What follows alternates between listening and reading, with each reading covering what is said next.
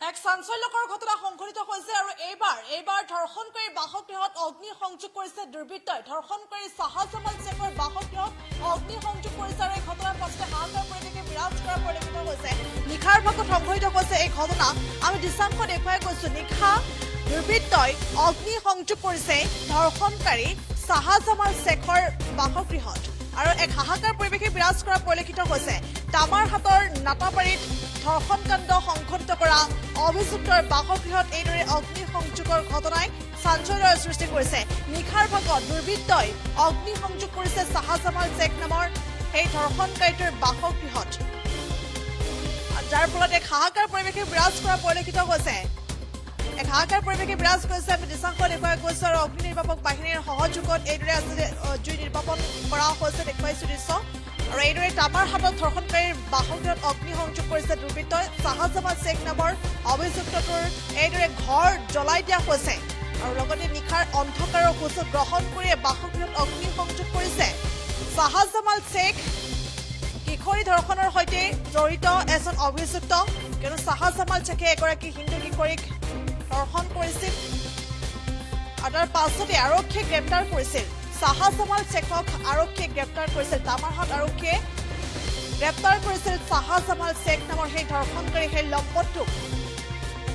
আৰু লগতে উল্লেখ কৰিব লাগিব যে শাহজামাল শেখে আত্মগোপন কৰি আছিল। যি ঘটনা সংঘটিত কৰিছিল তাৰ পাছতে আত্মগোপন কৰিছিল আৰু আত্মগোপন কৰাৰ অভিযোগত আচলতে আত্মগোপন কৰাত সহায় কৰা অভিযোগত ইতিমধ্যে দুজনক আৰক্ষীয়ে গ্ৰেপ্তাৰ কৰিছে বুলিও জানিব পৰা গৈছে।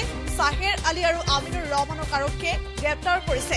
আৰু লগতে উল্লেখ কৰিব লাগিব যে কোকৰাঝাৰ জিলাৰ গোসাইগাঁও থানাৰ অন্তৰ্গত হংসবিল গাঁৱত আত্মগোপন কৰি আছিল শাহজামাল শেখে। কিশোৰী ধৰ্ষণকাণ্ডৰ সৈতে জড়িত আছিল শাহজামাল শেখ আৰু শাহজামাল শেখে আত্মগোপন কৰি আছিল হংসবিল গাঁৱত আৰু এই আত্মগোপনত সহায় কৰিছিল দুজনকৈ ব্যক্তিয়ে, ছাহিৰ আলী আৰু আমিনুৰ ৰহমান। আৰু ইতিমধ্যে এইদৰে আত্মগোপন কৰাত সহায় কৰাৰ অভিযোগত ছাহিৰ আলী আৰু আমিনুৰ ৰহমানক ইতিমধ্যে আৰক্ষীয়ে গ্ৰেপ্তাৰ কৰিছে বুলিও জানিব পৰা গৈছে।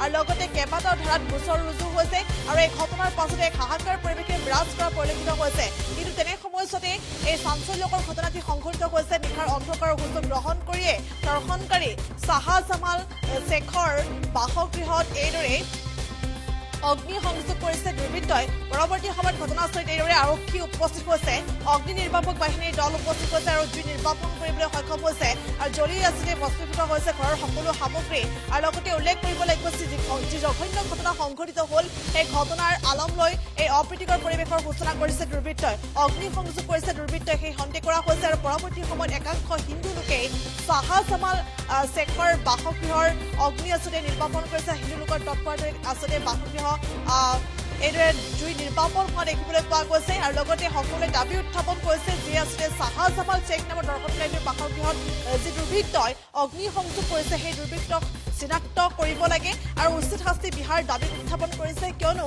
এই যি ঘটনা অপ্ৰীতিকৰ ঘটনা সংঘটিত হৈ গ'ল সেই ঘটনাৰ জৰিয়তে যাতে কোনো সাম্প্ৰদায়িক পৰিস্থিতিৰ সৃষ্টি নহয় সেইটোৱে আচলতে হিন্দু লোকসকলে আহ্বান জনাইছে। কিয়নো হিন্দু লোকৰ তৎপৰতাৰে এইদৰে শাহজামাল শেখৰ বাসগৃহত অগ্নি সংযোগ হৈছিল আৰু অগ্নি সংযোগ কাণ্ড নিৰ্বাপন হৈছিল আৰু পৰৱৰ্তী সময়ত কোনো যাতে সাম্প্ৰদায়িক পৰিস্থিতিৰ সূচনা নহয় সেই দিশটোৰ প্ৰতিও আচলতে গুৰুত্ব দিছে আৰু সেই দিশটোৰ প্ৰতি গুৰুত্ব আৰোপ কৰি এতিয়া দাবী উত্থাপন কৰিছে যে শাহজামাল শেখৰ বাসগৃহত কোনে অগ্নি সংযোগ কৰিছে সেই দুৰ্বৃত্তক চিনাক্ত কৰিব লাগে আৰু উচিত শাস্তি বিহিব লাগে। আৰু এই দাবী এতিয়া উত্থাপন কৰিছে স্থানীয় ৰাইজে। আৰু এইদৰে আচলতে এই ঘটনাই এতিয়া চাঞ্চল্যৰ সৃষ্টি কৰিছে। এই মুহূৰ্তত কিছু মন্তব্য আছে, সেই মন্তব্য আগবঢ়াইছে।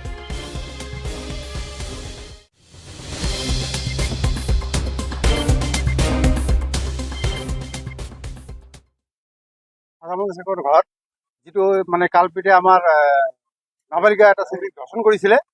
কিন্তু মোৰ এইটো মানে এনেকুৱা অৱস্থা হৈছে, এইটো একচুৱেলি ঘটনাটো মেইন যিটো মানে পুলিচে যিটো কাম কৰি আছে, পুলিচে ভাল কাম কৰি আছে, অপৰাধীক ধৰিছে আইনতভাৱে তাক যাতে যিটো পানিছমেণ্ট হয় পানিছমেণ্ট দিয়ে। আমি পুলিচৰ এই কামত আমি সন্তুষ্ট।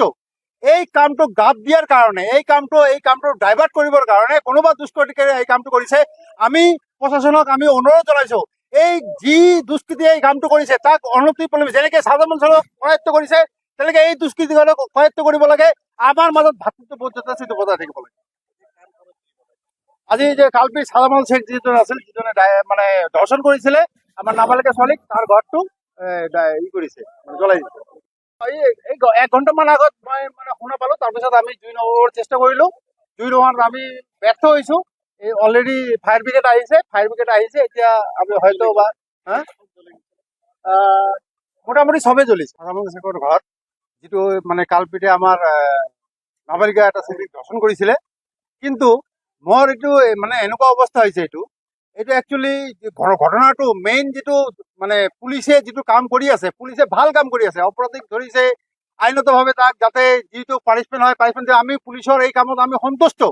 এই কামটো গাপ দিয়াৰ কাৰণে, এই কামটো ডাইভাৰ্ট কৰিবৰ কাৰণে কোনোবা দুষ্কৃতিকাৰীয়ে এই কামটো কৰিছে। আমি প্ৰশাসনক আমি অনুৰোধ জনাইছো, এই যি দুষ্কৃতিয়ে এই কামটো কৰিছে তাক অনতিপলমে, যেনেকে সাধাৰণ অঞ্চলক কৰায়ত্ব কৰিছে, তেনেকে এই দুষ্কৃতিকাৰক কৰায়ত্ব কৰিব লাগে। আমাৰ মাজত ভাতৃত্ববোধ যথেষ্ট বজাই থাকিব লাগে। যিকোনো খবৰৰ বাবে যোগাযোগ কৰক 7099017330 লগতে 70990171